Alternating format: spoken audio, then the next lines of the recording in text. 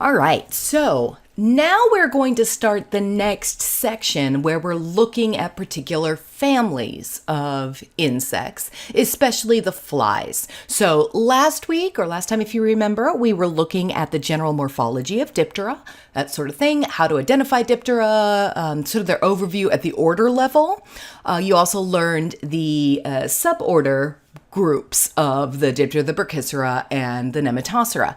Now we're going to go through the most forensically important families, and we're going to start with the Calliphoridae, because the Calliphoridae are by far the most important, at least at this moment. These are the ones that we know the most about. These are the ones that we are able to figure out how long they've been on a body, that sort of thing. And they're the most important simply because they're the ones that show up first. Now, I'm going to do a little bit of review and a little bit of repeating what I talked about last week, simply because it is ridiculously important, and I want you to hear it more than once. So if you hear me repeating myself, that's why.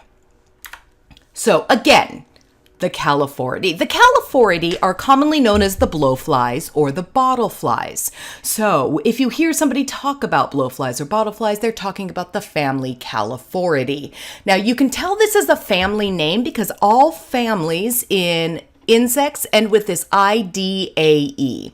That IDAE, that suffix, is the suffix for family. If you see something other than IDAE, like INAE, or something of that nature, it's either a subfamily or a superfamily or something else. So we are looking at the families here. So these are the blowflies or the bottleflies. Now you'll hear these talked about by their common names quite a bit, but remember what I said about common names, and in a few lessons You'll see how bad that is. So you'll hear a lot of these Calliphoridae just like, oh, that is a blowfly species. That's a blowfly. That's a bottlefly. So I'm going to make you know the most common, at least in North America, the most common Calliphoridae by scientific name. So the Calliphoridae tend to be metallic blue or metallic green. Sometimes they do have some darker coloration, but for the most part, they're green or blue metallic color. So these are those metallic flies that tend to land on your sandwich when you're sitting outside or fly around your garbage, that sort of thing. They are very, very common. Perhaps most common during the summer months. We tend to see them in the southern regions starting out right around early spring. And there are a few species that can handle the really cold weather as well. Once it gets super freezing though, just like most insects, you're going to see these just not be outside at all. Now, this family contains about 1,000 described species all around the world, and they are found in most habitats. Luckily, when it comes to forensics, we don't need to know all 1,000 of these species. We need to know just the few that will show up very quickly after death, or show up on open wounds, or show up on decomposing matter. So the Calliphoridae, along with the Muscidae, the houseflies, and the Sarcophagidae, the flesh flies, which I'm going to talk about probably next week or the week after, they're the most important groups in forensic entomology. So this is what we study.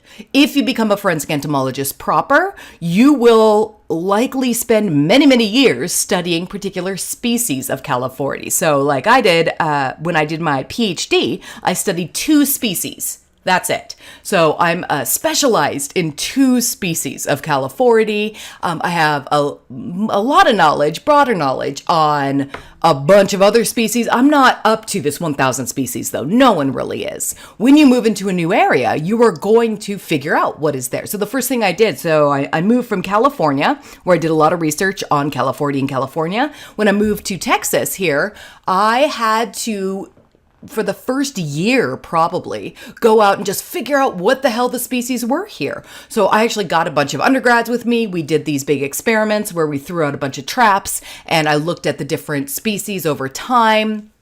All of that stuff, just so I would know what was here. If I ever move again, I will have to do that same thing. It'll take me about a year. I will figure out what species are common, when, and where. All right, now, The reason that the Calliphoridae is the most important in forensic entomology, and the reason I'm spending an entire week just talking about a few Calliphoridae, is that they provide the most information about the time of insect activity on carrion. So they account for a major portion of that post-mortem interval, that period of insect activity. If you remember way back to the beginning of the semester when I talked about those different stages of decomp. Okay, so it's the period of insect activity. Now, Calliphoridae are attracted to the decomposing tissue of humans and animals. Sometimes they're attracted to plants. Just depends on the species and what they're doing and what those plants are giving off. Now, some of these species will exploit open wounds in living humans and in animals. Remember, that is called myiasis. So we can use the same basic time of colonization estimation in order to figure out how long those maggots have been there if they're exploiting open wounds. Now, this family includes the common name flies that we call, say, the green bottle flies. As you might imagine, they're bright green. The blue bottle flies, which are blue, and the screwworm flies, which I'll go over in the next few lessons when I go over the particular species. All right, so quick reminder about the basic morphology of the dipter. Remember that last time I talked about all the different ketotaxi. I talked about their general major characteristics. Now, here are the specific characteristics that let us know Calliphoridae from every other family out there. And this will become very important when I start going over the keys and how to identify these things. So both the male and the adult female Calliphoridae range from about 6 to 14 millimeters in length. So they can be very small all the way up to pretty big. Now, this final adult size is dependent on the species. So some species are a little bit bigger than others, but primarily it's dependent on food availability in the larval stages. So the larvae need to eat. That's what they do. They're a bag of guts. And as they feed, they're going to take in calories for the adult stage. The more calories these larvae are able to take in, the bigger those adults are going to be later on. The fewer calories they take in, the smaller those adults are going to be. And there is a minimum number of calories that are necessary for that, for those larvae to make it through the larval stage and the pupal stage. If they don't reach that minimum number of calories, then they're just going to die. Okay? But there are times you're going to see these teensy tiny little adults. They're super adorable. That just means that their maggots, for some reason, didn't get a huge number of calories. They didn't get all their maximum number of calories. And this can be because maybe they were predated upon, maybe the resource got moved, maybe there was too much competition, maybe it just got too hot or too cold, whatever happened. That will affect their adult size. So most of these species are metallic in appearance. They range from bright green or blue to maybe a shiny brown, maybe shiny black. Some adults do have a covering of fine hairs or powder or dust that can mask this coloration. So you can see that right here. This is one of the more common blue bottle flies. You'll know the species in a little bit, but you can see that this thorax here looks gray. It's not actually gray, it's just covered in a very fine dust. We call this pollinose. Okay, so they are covered in this fine dust. If you were to scrape this dust away, say underneath a microscope, you would see this bright shiny blue that you see on the abdomen. Okay, so at first glance, it doesn't necessarily look like a blue bottle fly, but it is. So you can scrape that away and see that there. So in the Calliphoridae, you've got this metallic coloration for the most part on the thorax and on the abdomen. Now, rule of thumb, and this will come into play in a couple of weeks when I talk to you about the muscadie. We never see Calliphoridae with metallic heads. So the back of their head up here is always going to be this gray, black coloration. They might have bright orange cheeks, something like that, but they're not going to have bright green, bright blue, metallic heads. There are a few musket species that are green and blue and metallic, and they look a hell of a lot like the Calliphoridae, and they're very, very easy to confuse with Calliphoridae. So much so that every once in a while when I get a metallic musket in a case, I will make a rookie mistake. And I will start identifying it as a Calliphoridae. So don't be like me. Don't do that. Because you will get way off and you'll come up with some weird type of species that you've never seen before. Like, what is happening? So when I go over the how to identify the muscids, I'm going to tell you to start from the beginning every time. And that can get old, but the reason I do it is because there are ones out there that are weird. However, big rule of thumb with those metallic muscids, they will have bright, shiny heads. So if you look at the back of their head and it's bright green, it's a muscid. Okay? If it is black and they have this coloration, it's probably a Calliphoridae, but you need to go through some of these other characteristics in order to figure it out. So the identification of the Calliphoridae is based on 3 major characteristics. You are going to get so sick of these characteristics, doesn't matter. You should memorize these if you decide to go into identification of Calliphoridae. These are the 3 major characteristics that tell Calliphoridae from all the other closely related species or closely related families. So the first is they have bristles on their Meron. So the Meron is a plate that is on their pleura, that thoracic pleuron.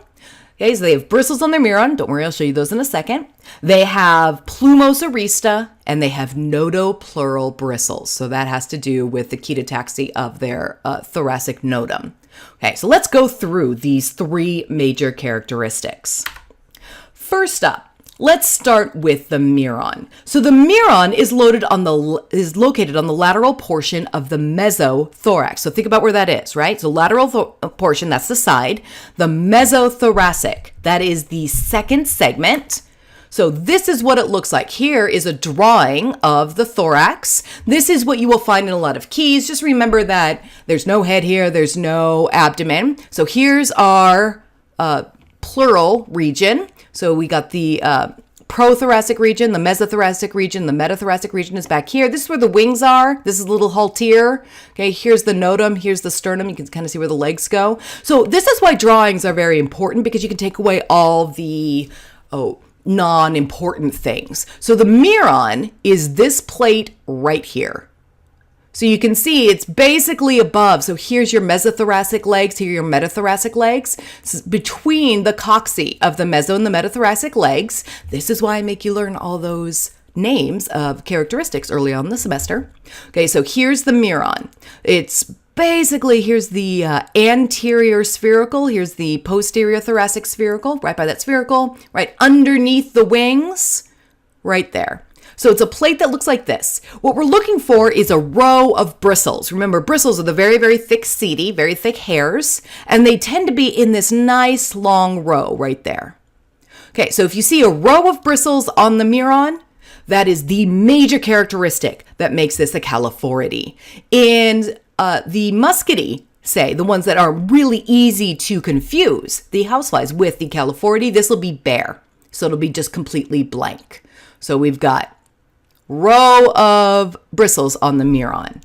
Now, this is what it looks like on an actual fly. So here is the side of the fly. That picture we just saw didn't have the head or anything, but here is the pleural surface. Okay, here's the prothoracic, mesothoracic, metathoracic. Remember that the Meron is between those meso and the metathoracic legs. You can find those. Okay, and it's underneath the wing. So this right here is the Meron. See that? Okay, so go to the coccyx of those legs, and right above and between is the Meron. Let's look at that up close. So this is what it looks like. So here the coccyx, here's the Meron. Now this is that row of bristles that I'm talking about. So if that row is present, that is a good indication that we are looking at the Calliphoridae. If it is absent, good indication we are looking at the muscidae.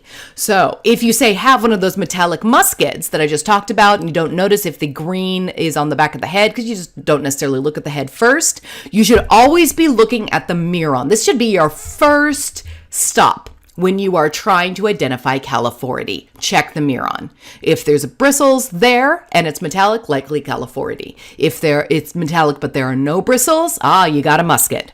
There you go. So this is characteristic number 1. Now, you can support this identification by looking at the next characteristic.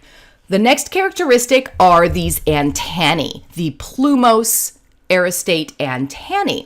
So remember when I first talked about how to use a key, was that last week, week before, whatever that was? So when I was first talking about how to use a key, I was looking at the major characteristics, right? I showed you those different couplets, and sometimes those couplets had more than one characteristic. That first characteristic is the most important, while the others are less so in descending order. This is the second most important. So we got the Meron with the bristles, makes Calliphoridae. Then we're going to be looking at these three segmented antennae. So the adults are characterized by the three segmented aristate antennae. They're located between the and anterior to the compound eyes. So here are your compound eyes. Remember, is this male or female? This is male. See how close those eyes are? Be really wide in females. Okay, so we got the aristate antennae right here. So this little, sticky out hair bit, this is called the arista. Okay, so this arista on this antennae is going to be plumose. So remember when we talked way at the beginning about the different type of antennae? Plumose means it has hairs coming off of it. So look at this arista. See how it's plumose? It's got all these hairs coming off of it there. Okay, that's the second major characteristic. So the arista are plumose in Calliphoridae, and in other species they are bare. So you won't see any of these hairs on the Calliphoridae. So it is possible to tell Calliphoridae even if you just have the head. That's nice. Okay, so you got this plus the hairs on the Meron. Pretty good indication you've got a Calliphoridae. Now on to the third major characteristic. These are the notopleural bristles. So this is when ketotaxy gets crazy, right? So remember I talked about this is our map of the pleura, or the of the notum and of the thorax. Yep. Okay, so these are, all these little dots are where that outcropping of the exoskeleton is, and those bristles will sit in that outcropping. Yeah.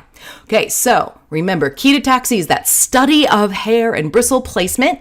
This is exceptionally important when it comes to Calliphoridae and a few other insects.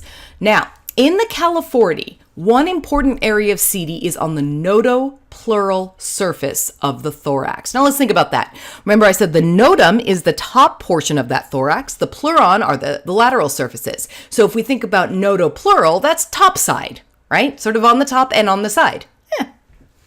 So that's where we're looking. The notopleuron, so here's our pro, meso, metathoracic. Remember, this is the transverse suture. Right here, sort of, it's above where the wings would be, is the notopleuron. Now, in Calliphoridae, bristles are present on the notopleuron. On this, you can see that there are two. In other species, there are no bristles, okay? So we tend to see two, sometimes we see three in the Calliphoridae. Others, we don't see any. So those are our three major characteristics. Bristles on the Meron, plumose arista, and 2 to 3 notopleural bristles on that region of the thorax. All right. So that is how we identify the Calliphoridae. That's our major characteristics. Those are the three characteristics you need to check every single time you're trying to ID a Calliphoridae. And later on in the semester, I will throw a few curveballs your way. I will try to show you some things that might look like Calliphoridae, things that have confused me. And so if they confuse me, oh man, I'm definitely teaching you how not to be confused about them. All right, let me know if you have any questions.